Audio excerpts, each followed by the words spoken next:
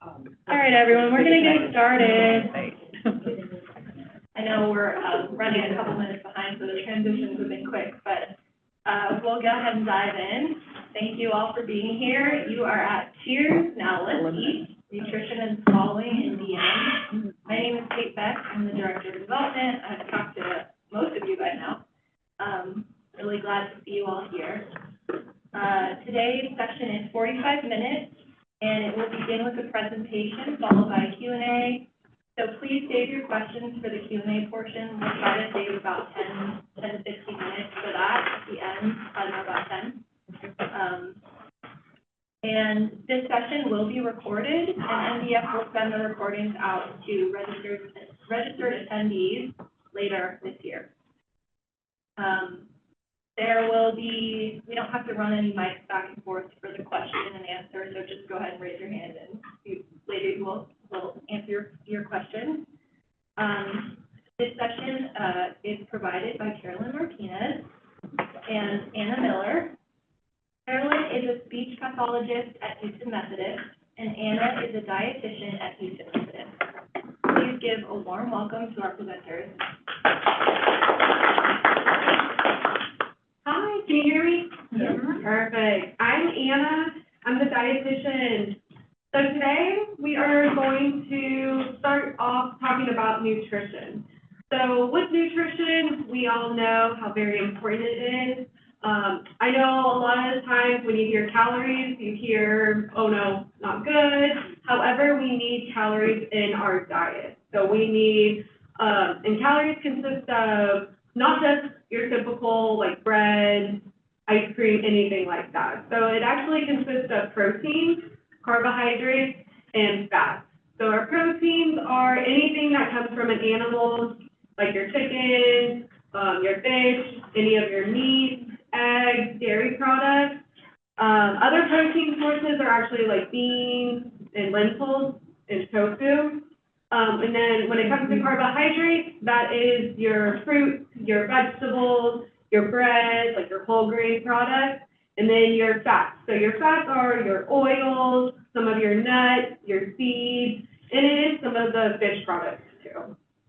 So with DM, we actually want a lot of our patients to be following a heart-healthy diet. I know some of our patients will start having some heart issues, or want to watch some of their cholesterol, especially their glucose as well. We don't want your glucose to be crazy high or crazy low. So that's why the heart-healthy diet is definitely a good one to follow. So the heart-healthy diet consists of lean protein. So whenever you think of lean protein, definitely think of chicken, fish, and turkey. I know you're thinking, well, what about red meat? Red meat is okay in moderation. However, it's a little bit higher in that fat. And again, we want to restrict some of that fat, especially when you have some of the heart issues going on. Other things are, when you think of chicken and fish, that is more going to be baked or grilled. I know a lot of us love fried chicken, we love fried fish. However, more of that fried food is what's going to have a lot more of that fat, and that's going to raise the cholesterol, as well as clog up some of those arteries. So we want it to be more baked or grilled, okay? Also, part of the heart-healthy diet are fruits and vegetables. So a lot of our fruits and vegetables are where we get a lot of our vitamins and minerals in. I know potatoes are a vegetable, and of course we want our vegetables. However, we want you to get more like sweet potatoes in. I would just think, how can I make my plate like more colorful? So whenever you have your plate and you look at it, if it looks a lot of just browns and rice, you maybe need to throw in some color. So maybe, you know, some green beans, maybe some carrots in there, you know, yellow for, you know, corn, something like that. Just look, how can I make my plate look more like a rainbow? Also for the heart-healthy diet, we want you to get in more whole grains. So a lot of whole grains, they have fiber, they have B vitamins, and they have iron in it. So a lot of like, you know, your cereal, even your whole wheat bread. So your whole wheat bread has all those vitamins, minerals, vitamins, iron, and fiber in it. when you have your white piece of bread, what happens is they actually take out all of that. They're really just left with just calories, okay? And we want to make sure that you drink enough fluids throughout the day too. Hydration, I know, I see some waters in front of us, so perfect. So hydration is definitely key. I know you may be thinking, well, what about, you know, sodas or juice? Those are okay. However, a lot of the times with like caffeine drinks, they can actually decrease our appetite. They can cause your heart to race more. So I would say if you can, definitely stay away from any like sports drinks or sugary drinks. If you can't do water by itself just because you don't like the taste of it, you can always add lemon to it, other fruit to it. I know there's like Crystal Light packets. Usually they're lower in that sugar. They can add to it just to give that water some flavor. And then one thing I'm going to talk about, so again, with calories, we always need enough calories in our diet in order to give us enough energy. Depending on, you know, what you are trying to do, if you're trying to maintain weight, lose weight, or decrease weight, I know that it depends on how many calories you get in a day, okay? So if you go to the doctor's office and they tell you, all right, you're a little bit, you know, that they classify you as overweight, then I would say one thing to look out for is just watching portion size. So when you go to the restaurant and you order any meal, usually what they bring you is a huge portion, okay? So one thing I would say is cut that portion or cut that meal in half, already put it in the takeout box to go, and then only eat half of that. Another thing you can do is order off of the kids menu. Usually the kids menu, smaller portions, so I would say that's definitely a good option too. One thing is, don't skip meals. The reason for that is because, and I know a lot of our patients want to skip meals to cut back on the calories. However, if you skip a meal, you may actually overeat at the next meal. So that's why it's really important not to skip any meals. And again, you need enough calories throughout the day to give you that energy too. If you can, cook at home as much as possible. A lot of these restaurants, we typically don't know what they all put in our food when we get it. I know it tastes very good. However, when you cook at home, you know exactly what's going into that chicken, into that soup. You can also kind of restrict, you know, some of the butters. You can opt for more of the olive oil. So I would say if you can, cook at home as much as possible. And the other thing is eat more protein. So I know the doctors talk about it earlier about the protein. We definitely just want to make sure with any of your meals, any of your snacks, you're getting protein in there, okay? And again, protein is anything that comes from an animal. It's also your nuts. It's also some of those lentils. So those are good sources of protein. However, if you go to the doctor and they tell you that you are underweight, one thing that we definitely recommend for our patients who are underweight is we actually need you to gain some of that weight back. And the reason, or the only way that we tell our patients to do that is increasing your calories and protein, okay? So if you are out with friends or family and you have your meal in front of you, I would just look at your meal compared to someone else's meal and think, okay, if I know I need to gain weight, how else can I add more calories and protein to my meal? Can I add sauces on top of it? Can I add gravies? Can I add cheese? Can I up my portion size a little bit more just to help me get some more of those calories and protein in? The other thing I would recommend are some snacks throughout the day. That also helps you get more of that nutrition. There's always protein drinks for both, you know, populations. So if you are more on the overweight side, one thing I would say with the protein drinks is I would definitely do it only as snacks, and I would stick to the ones that are about 300 calories or less.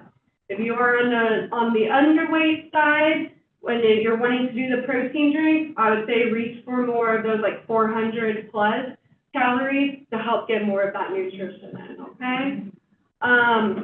Some of our patients, if you are very underweight, you are trying to get in as much nutrition as possible to help you gain some of that weight, but it's just not working out, we may have to then do the feeding tube, okay? And a lot of times with those patients, that's the only way that they can get all of their nutrition. It depends on if they're underweight, also if they have swallowing difficulties and it's not safe for them to swallow anymore, then we have to opt for a feeding tube so they can continue to get that nutrition. One thing is constipation. So the biggest thing with constipation is to focus on high fiber foods and proper hydration. So with high fiber foods, those consist of fruits, vegetables, whole grain products, beans, and nuts. You can also take probiotics. I know there's always a capsule that you can do for probiotics, or you can take it in a food form. One of the food forms is yogurt. That's always a great one to consume throughout the day. And one thing is, you can be eating all these high fiber foods, however, you need to stay hydrated in order to push everything out. So again, drink more water as much as possible. I know, if you can't do water, another thing is, I believe watermelon and cantaloupe, they're about to be back in season, and they have actually a lot of water in them. So definitely consume some of those too to help get some of that hydration.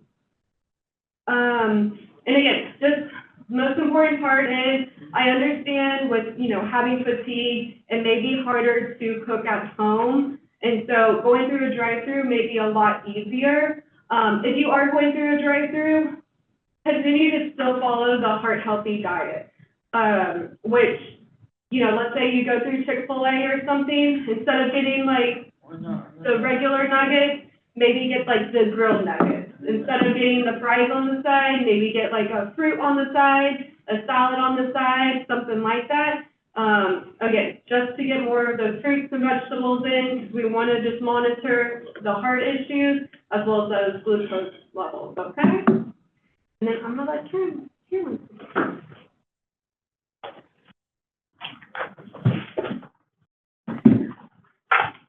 Okay, can everybody hear me? Yeah. So I'm Carolyn Martinez, a speech pathologist here at Methodist Hospital, and I have the pleasure today to speak to you guys about dysphagia. So dysphagia is a medical term for swallowing difficulty, and difficulty swallowing can occur in essentially three phases: in the mouth, in the actual throat, so that's the pharyngeal area, and the esophagus.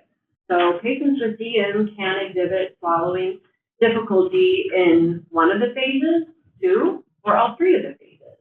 The swallowing difficulty can range from being mild to severe, and you can see it present in both types.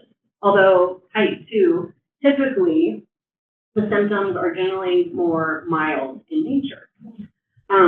So the picture over there just kind of shows the green is the ball of food in kind of the various phases.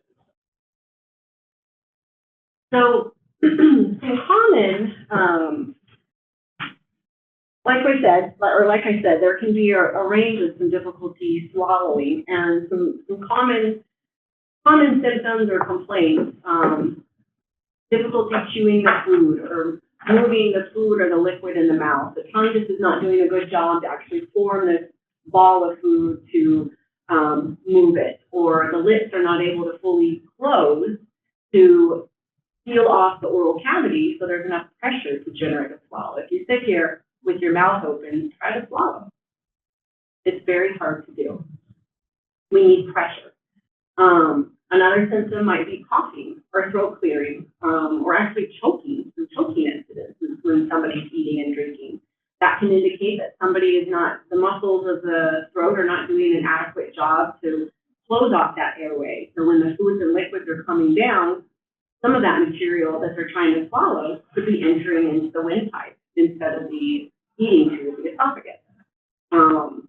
Some people might also report that food sticks in their mouth after they swallow, or the liquids or the pills or food sticking up high up in their throat, or in the esophagus, kind of feeling like, it's just a slowing sensation, something sticking lower. Oftentimes, they report report my meals, it just takes me longer to eat. And why we focus on these lengths of meals is because if it takes you longer to eat, you could be at risk for some malnutrition, or you could be at risk for just getting full fast, which then leads to missing calories on your plate because you're already full. It's taking you so long. Hopefully these are going to work. All right. So what I wanted to show you is, so a common test that we'll use for some folks who have trouble swallowing is called a modified barium swallow study. And so this is an example, this first one is an example of a normal swallow. And you're going to notice how fast it is. Okay? Blink of an eye. Looks like a liquid. Okay? So that big ball of black stuff stays together and it just goes right on down. This is just to give some landmarks. Here's the trachea and here's the esophagus. All those muscles are working quickly to get that swallow. So here's an example of somebody who is having some trouble swallowing, where we're going to see a little bit of that black stuff actually go into their windpipe. This person's swallow is kind of delayed, and then there's a little pause after. So you can kind of see the difference between the two. So we'll often use these kinds of exams to help identify what is wrong with the swallow, what technique somebody might use to maybe prevent this kind of situation, or to facilitate maybe have better clearance of food or liquids.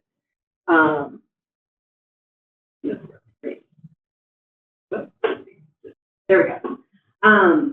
So since there's not a cure for somebody who has swallowing problems with this, we'll often have to focus on strategies or modifications to kind of help manage some of these symptoms that somebody might be experiencing. Common sense, very good. Paying attention, just being mindful when you're eating and drinking can really make the difference between a good and bad swallow. Mind over matter, really. A smaller bite or a smaller sip may make a difference between a good swallow or a swallow where material may leave lots of residue or go down into the windpipe. A slower eating rate for somebody who has some of these esophageal problems where it's just hard for the material to clear that esophagus.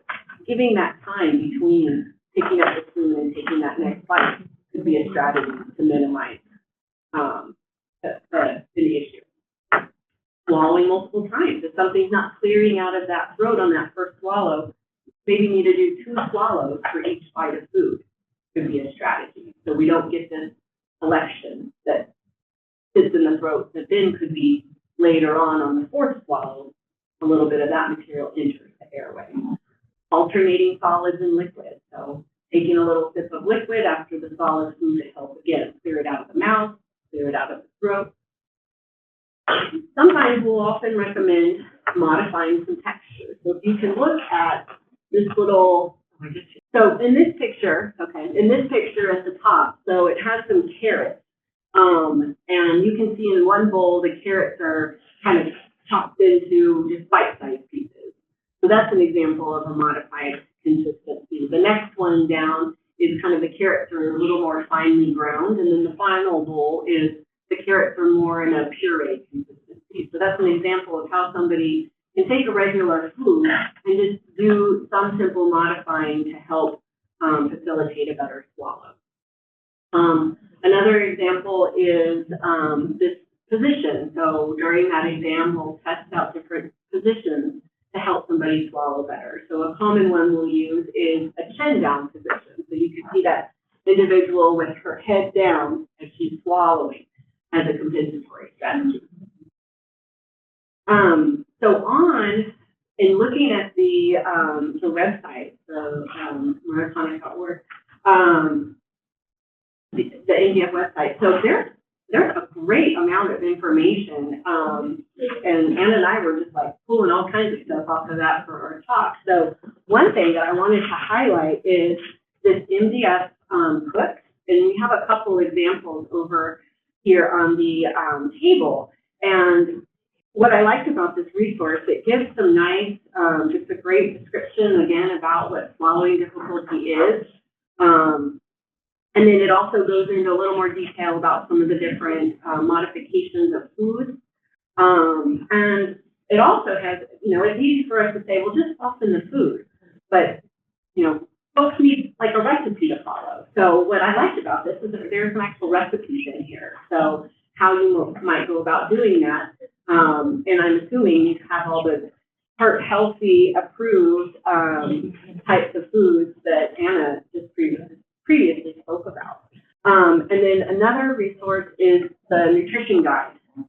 So all of the stuff that we've talked about is really nicely prepared in these handouts. So on the website, and then some are being passed around. So I would be remiss as a speech pathologist not to at least have one slide. I know this talk is dedicated towards swallowing. However, you know, this the muscles that are affecting somebody for chewing and swallowing are going to be the same muscles that affect somebody's ability to articulate clearly, to have the resonance needed to produce sounds of speech. And so I wanted just to give a little shout out to some speech changes that or some strategies that somebody might implement that are not going to be, you know, crazy over the top, hopefully easy to take home and implement immediately. But sometimes just an over articulation, emphasizing the ending on the words can really help somebody do a few things, slowing down, and it lets that listener know where one word ends and the next word begins. Taking a good breath before you speak, just making sure you have a good stream of air to be able to project that voice. So our lungs are the power for our speech. Sometimes when communicating, you might just need to change your environment. That loud, noisy restaurant just might be a little more challenging to have that conversation. So if somebody is a more soft-spoken individual, you might just need to change that environment so everybody is able to participate effectively in that conversation. And sometimes when we've tried a lot of strategies and things just start working, not meeting those needs of that individual, sometimes we have some tools that we'll lean on. So one tool might be even just a personal microphone that kind of helps somebody do that projection, like this microphone is doing for me here today. Or for somebody from a communication standpoint where intelligibility is just really impacted and not being able to functionally communicate, you might look at something of a dedicated communication device that somebody might be able to have an evaluation and see if they're a candidate to use. So that's something else a speech pathologist can assist individuals with. And I believe that is it for us. So yeah, but we do have some time left for some questions. Great. And then we also wanted to highlight, so we did bring in a few little take-homes if or some of them are just if people are, I don't know if I brought enough for the whole room, but yeah, okay. But some handouts, I have some examples of some liquid thickeners. I have some handouts over there on some nutritional supplements, but they also have some modified textures already prepared for somebody if you need like a quick meal and you don't have access right away to a blender or a food processor.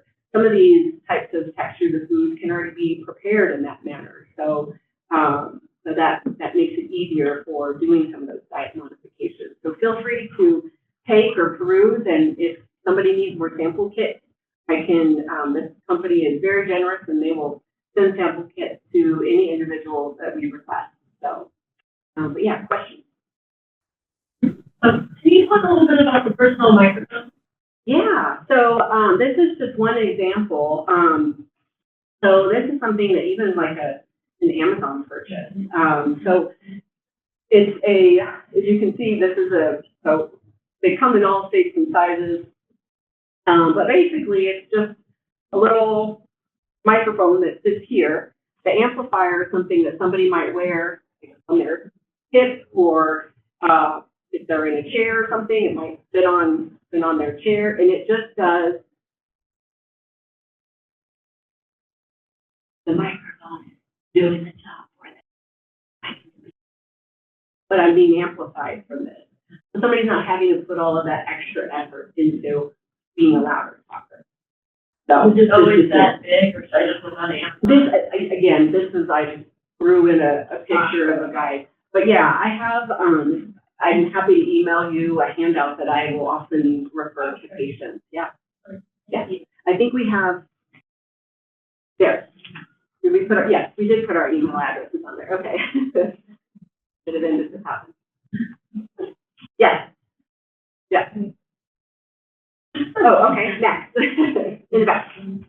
Oh, I was just gonna ask if there's anything, maybe for appetite, to help the appetite, because I know, I mean, she does eat slowly, and so she does get full, but she isn't hungry either, like, all throughout the day. Right. So it's like it's a struggle. That's gonna be a medicine question that you're gonna wanna discuss with your physician, but yes, there are medications that are, appetite stimulants. You just have to ask your medical provider, if that loved one is a candidate for that medication. Mm-hmm. Thanks. Yes. So come January this year, I was looking and like feeling like very bad. So I made a sudden change there. All fat, all protein, no sugar, no carbs, you know. I lost so much weight. It's so good. Mm-hmm. Is it just a hard no to drop that right now? Thing with keto is they focus on a lot of the higher fatty, like, foods. I know it's a lot of like red meat. The other thing is they take out a lot of like fruits and vegetables, because I know you can only consume, or they want you to only limit your carbohydrates to a certain amount. That's great, you know, but the only thing is it's not going to be, you can't be consistent with it. The other thing is with keto, we'll sometimes see our patients, their cholesterol will rise just because they are consuming so many more high fatty foods. Again, because your body is going into that ketosis. I would continue to just do the lean protein, get more fruits and vegetables in, and even whole grains, because your body needs all those nutrients. Okay. Drop it. Yeah. Yeah. I mean, yeah. The keto, I get a little scared about. Again, they're limiting your fruits and vegetables, and that's where a lot of our vitamins and minerals are. So I would definitely drop it if you're able to. Yeah. So part of my job, I give a fair amount of the presentation. Every now and then, the myotonic will hit my tongue, or just like, no one can answer me at all. Usually I just try and power through and not help at all. Should I just take a second and just pause, wait? Is that weird? Yeah, I don't, there's just, to get it to finally relax, I know there's just not a, oh, there we go, here's our. Well, I had one patient, or a couple of patients, who, especially when they have cough, they have a cup of coffee or a cup of tea or water, because myotonia tends to increase when it's cold or you haven't used the muscle. As you're sitting down too long, then you stand up and it takes a while for the myotonia. Same thing with the tongue. So he would always have a cup of tea or coffee before a meal or before he had cough or something. It would just keep it warm. And the myotonia would be less. Thank you, yeah.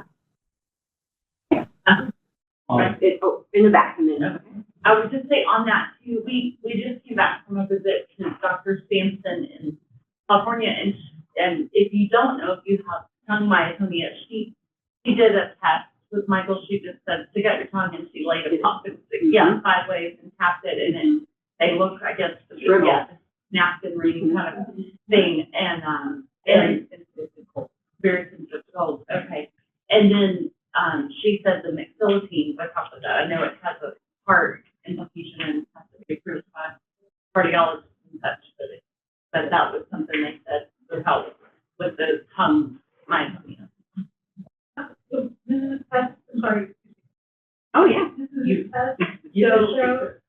So the doctor can customize some, you know, they have you do this, or close your eyes, or they can cool the muscle, and one way to put a popsicle on the tongue, and that will induce myotonia. Oh. So a lot of patients are, when it's colder weather, myotonia is worse, and they have used, they can make the tongue cold with a popsicle. But what he was adding is that in addition to just MacGyver solution, hot water, there are medications that we prescribe to help with myotonia. Philippines, of course, as studied, is being studied. We also use gabapentin, tegretol, dilantin. All of these have to be cleared by the neurologist and or the cardiologist. There are also medicines that can help with myotonia as well. Yeah. I have a question for you, the nutrition. My daughter has myotonic dystrophy.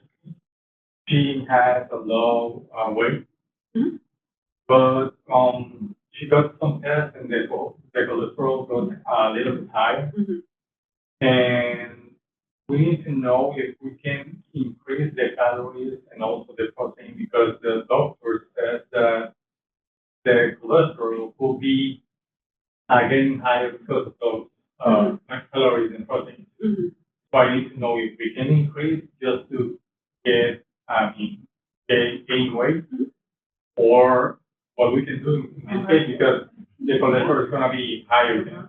Right. Does that make sense? Yeah, no, I would say, again, for her, she just may need to stick more to those leaner proteins. So like for the cholesterol, what happens is if you eat a lot of like, fried foods, junk food, that's going to definitely raise your cholesterol. So you stick more to like the chicken, fish, turkey. Those are the leaner proteins. They won't raise your cholesterol as much. So those I would definitely focus on. Other things, another thing is like, you can always do like protein drinks. There's always snacks, like nuts are always a good one. Protein bars, depending on what her age is. And for her, I understand with the cholesterol, you are worried about that, but however, we also need her to get some of that weight on her. So if she wants to do ice cream for dessert, I'm okay with that. I wouldn't just have it for breakfast, lunch, and dinner. But again, if the weight is an issue and we need to get more weight on her, we can just continue to monitor her cholesterol, but still get in. For choking, have you heard of, or do you recommend a thing called the life hack? Oh, so, yeah, so I mean, any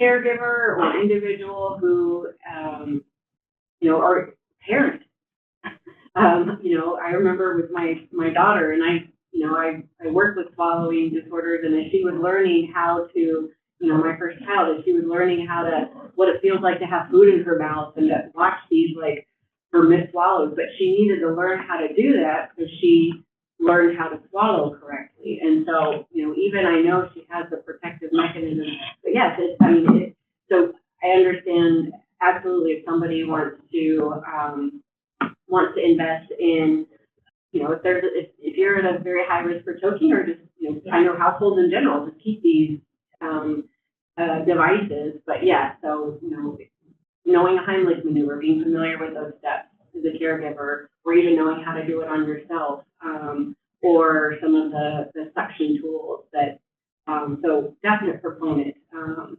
for having those tools in the toolbox to pull out, hopefully never.